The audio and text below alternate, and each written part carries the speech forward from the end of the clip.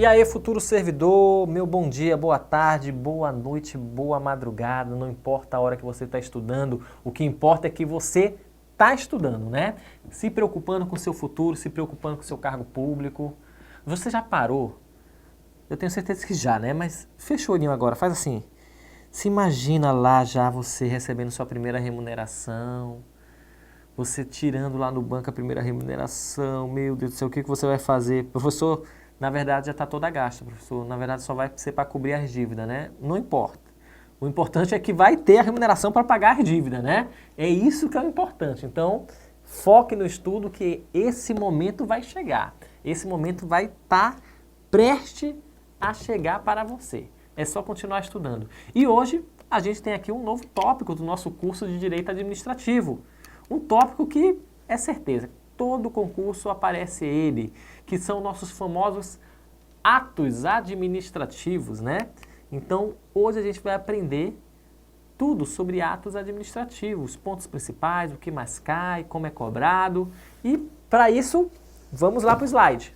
Atos administrativos.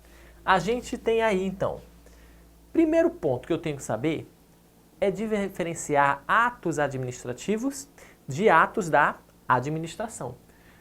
Como assim, professor? Existe diferença? Existe. Quando eu falo atos da administração, eu estou falando de um gênero que engloba todos os atos que a administração faz. Porque a administração faz vários tipos de atos.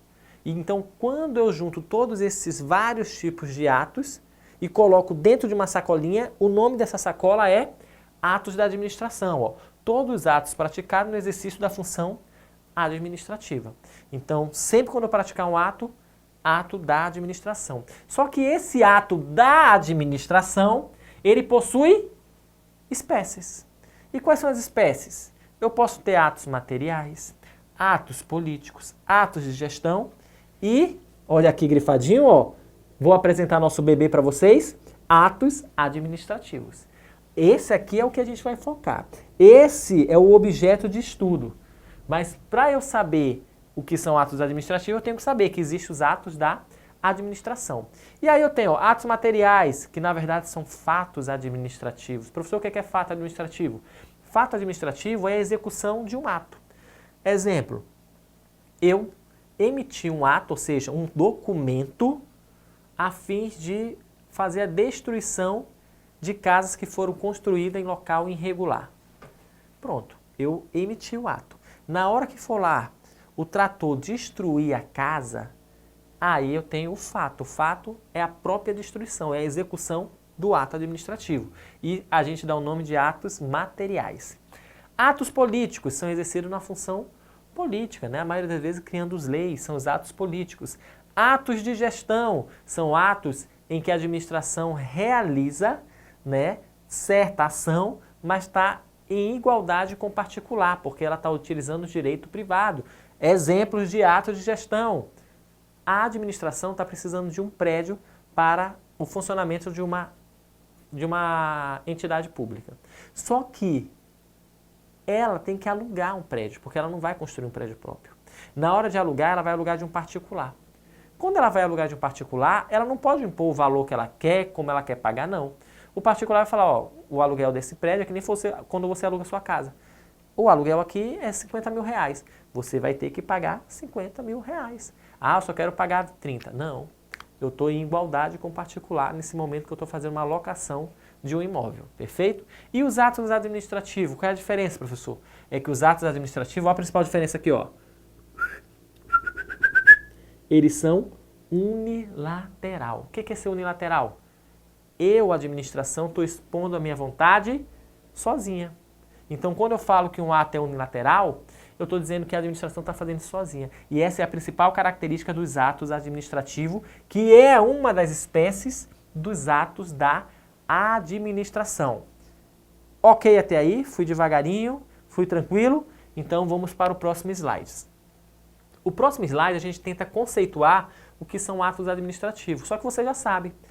Ato administrativo nada mais é que a manifestação unilateral da administração pública. Devagarinho de novo, né? Unilateral. Falou que é uma manifestação unilateral, eu tenho atos administrativos. Professor, A administração tem atos bilaterais, ou seja, que vai ter uma parte da administração e outra parte de outra pessoa? Sim. A gente viu lá o ato de gestão. O ato de gestão é bilateral. Eu tenho a administração, mas o particular também pode impor. Agora aqui não. É só eu, a administração, impondo minha ação. E essa ação, quando eu imponho por conta própria, só por meio da minha pessoa, é unilateral. Quem pode emitir ato administrativo? Todos em uso da função administrativa. Vamos lembrar lá no comecinho. Eu tenho o poder executivo, legislativo e judiciário. Esses poderes, que são os poderes do Estado, né? Quando eu falo Estado, é o Estado, a nossa República Federativa do Brasil, eles têm funções típicas e funções atípicas. A função típica do Poder Executivo é a função administrativa. A função típica do Poder Legislativo é a função legislativa, é a função de criar lei, e do Poder Judiciário é a função jurisdicional, né? Engasgou aqui, mas foi. Jurisdicional, perfeito? Então, eles têm funções típicas. Agora, as funções atípicas. Nas funções atípicas, tanto o Poder Legislativo como o Poder Executivo exercem função administrativa. Ou seja, não é o essencial, não é o principal ponto deles, mas eles também exercem função administrativa. E qual o ponto que eu quero chegar?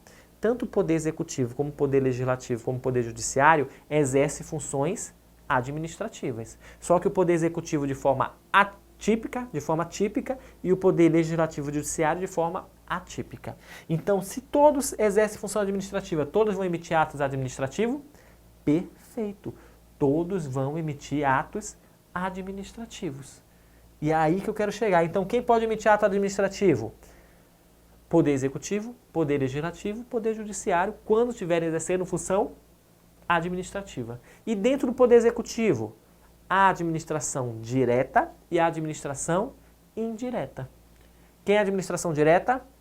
União, Estado, Distrito Federal e Município. Quem é a administração indireta? Autarquia, Fundação Pública, Empresa Pública e Sociedade de Economia Mista. Todos eles podem emitir atos administrativos. Perfeito. E pode mais alguém? Pode, ó. E os particulares no exercício da função administrativa delegada. Lembra que os particulares podem receber delegação de alguns serviços, podem receber competências para ajudar a administração pública. É a descentralização por delegação, que ocorre por contrato ou ato administrativo. Então, esses particulares que receberam essa delegação, podem praticar atos administrativos também? Podem. Podem praticar atos administrativos também. Perfeito? Então, esse é o primeiro conceito. Eu sei que atos administrativos é uma manifestação unilateral da administração e quem pode praticar? Todo mundo que exerce função administrativa, até os particulares com vínculo, que receberam alguma delegação. Os atos administrativos, logo de cara, já vou jogar para vocês. Ele possui requisitos ou elementos, pode vir na prova um dos dois nomes, requisitos ou elementos, e também possui atributos. Primeiro ponto, qual é a diferença de um requisito para um atributo? Requisito é componente essencial para a sua existência. Já atributos são características. Coloca aí o corpo humano.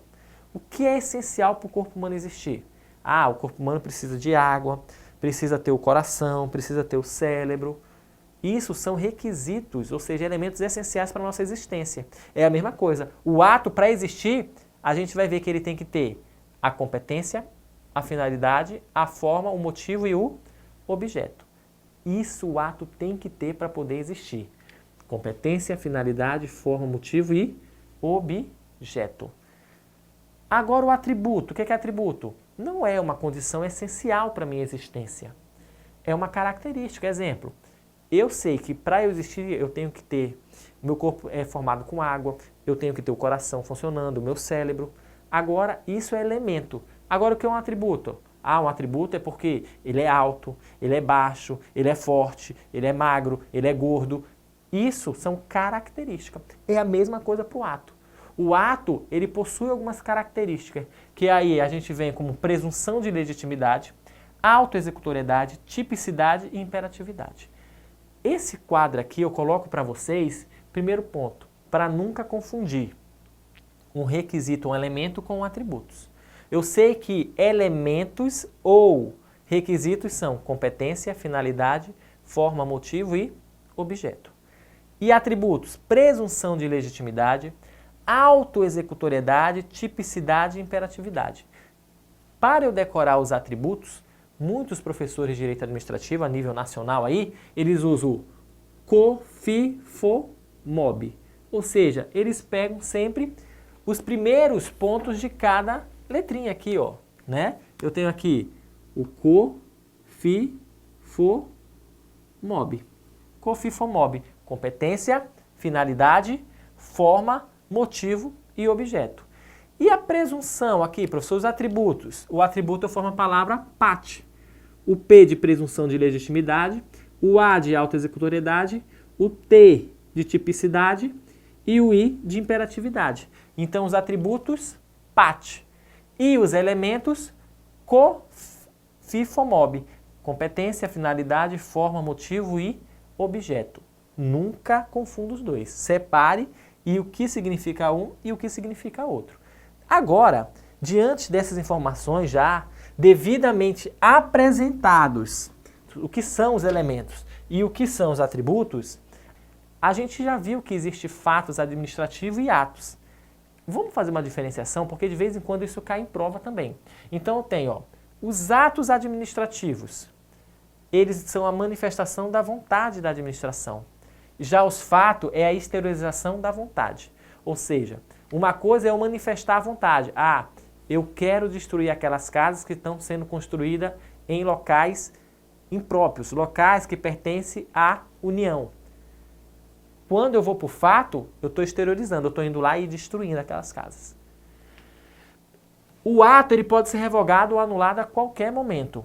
O fato não tem como ser revogado ou anulado, porque o fato é a execução. Se eu já destruí as casas, aí caraca, e agora, como é que eu vou revogar ou anular? Professor, o que é revogar ou anular? Acalme seu coraçãozinho que a gente vai aprender aqui nesse assunto de atos, tá? A gente vai ver o que é revogar e o que é anular. Ato administrativo produz efeitos jurídicos, ou seja, como o ato administrativo, em regra, é um pedaço de papel, é um documento, ele vai produzir efeitos. Já os fatos, em regra, não produzem efeito jurídico, porque é só a execução desse ato. É resultado do ato, ou seja, resultado desse documento. Exemplo, demolição de uma casa, construção de uma ponte, apreensão de mercadoria e outros. Tudo isso são fatos. Eu chego lá e faço, executo. O ato ainda só está na minha manifestação do que eu quero. Já o fato já está no que eu vou fazer. Perfeito? Principal diferença entre atos e fatos administrativos. Agora vamos lá. As características dos elementos lá do co, fi, fo, mob. Quais são as características do elemento? Quando eu falo competência, alguns blocos já de outras disciplinas, como poderes, eu já mostrei para vocês o que é competência. Lembrando que competência não é, né, somente aquela questão da pessoa fazer a coisa certa. Não, competência para o direito administrativo são as atividades, são as atribuições. O que está programado você fazer? O seu cargo, qual é a função dele? O que ele tem que fazer? Quais são as tarefas? Então aí eu tenho competência. E quando eu falo do elemento, do requisito competência, eu estou querendo saber, opa, quem é responsável por fazer esse ato? Então, o primeiro elemento competência, eu quero saber quem é responsável. Por isso que eu falo aqui, ó, é o responsável legalmente por realizar o ato. Lembrando que a competência, as tarefas de qualquer agente público, está estipulada em lei, é criada por lei e só pode ser mudada por lei. Perfeito? Então, a competência é essa responsabilidade legal do agente público. A pergunta que eu faço aqui, ele fala que a competência é irrenunciável, intransferível e imprescritível. Professor, que tanta palavra é essa aí? Irrenunciável é o seguinte, se a competência é criada por lei, eu posso, depois que assumir meu cargo público, falar bem assim, olha, dessas competências aqui, um exemplo, você tem 5 competências no seu cargo público. Aí você fala, ó, essa aqui, eu não quero não, nem essa e essa aqui, ó, são muito chatas, só quero fazer essas 3 aqui. Você pode renunciar às suas competências? Não. Se está na lei, meu amigo, você é obrigado a fazer. É irrenunciável.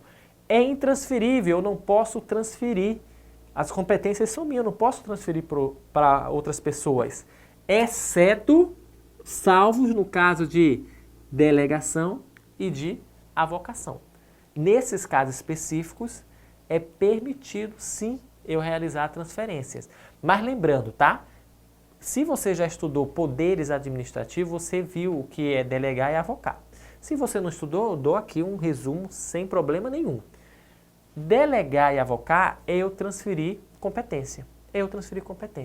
Só que quando eu avoco, é eu pegando uma competência do meu subordinado e trazendo para mim. Eu vou fazer. Já delegando, eu pegando uma competência minha e distribuindo para o meu subordinado. O que acontece é o seguinte, tanto a delegação como a avocação são transferências temporárias e excepcionais. Ou seja, eu vou distribuir para o meu subordinado, eu vou delegar para ele, mas é por tempo determinado. Depois eu pego de novo para mim, porque a competência é minha, ele só vai executar por um período temporário. A avocação é a mesma coisa, eu peguei do meu subordinado e estou fazendo, é por período temporário. Então, quando eu falo que é intransferível, é porque, em regra, eu não transfiro. Mas temporariamente, devido a uma situação excepcional, eu posso realizar a delegação e também a avocação. É permitido delegar e avocar competências. É imprescritível. O que é prescrever? Prescrever é tornar sem efeito. Quando eu falo que prescreveu tal coisa, é porque aquela coisa já não tem mais efeito. Então, quando eu falo que é imprescritível a competência, é o seguinte. Faz de conta que o cargo que você assumiu, ó, tem 5 tarefas para você fazer. Tem 5 tarefas. Só que dependendo do setor que você for lotado, no concurso que você passar, às vezes você não vai exercer as 5 tarefas, você vai exercer só 3. Essas 2 aqui você não vai exercer. Porque o setor que você está, o forte deles é fazer essas 3 tarefas que você tem competência na lei por fazer. Beleza, tu trabalha 10 anos nesse setor, depois resolvem mudar você de setor. Nesse outro setor que tu vai trabalhar, tu vai precisar usar as 5 competências. Aí tu vai falar bem assim, rapaz, mas calma aí. Essas 2 aqui, ó, eu nunca fiz na minha vida, porque eu trabalhei 10 anos num setor que eu só utilizava essas 3 competências. Então, como eu nunca utilizei isso aqui, prescreveu. Não pode, meu amigo. Não prescreve a competência, é imprescritível. Não importa quanto tempo ela ficou parada sem ser utilizada. Se for exigido que você utilize, vai utilizar, porque ela não prescreve, ela é imprescritível. Perfeito? Então aqui a gente já verificou. Primeiro elemento, sendo que elemento é uma condição de existência do ato, é a competência. Quem é responsável, é irrenunciável, é intransferível, é imprescritível, exceto no caso de delegação e avocação, que eu posso transferir de forma temporária. E aí, deu para dar o primeiro passo, a nossa introdução nos atos administrativos? Então, a gente vai encerrar esse bloco aqui, organize, processe as informações aí no seu caderno, na sua cabecinha, e a gente volta daqui a pouco para o próximo bloco. Até lá!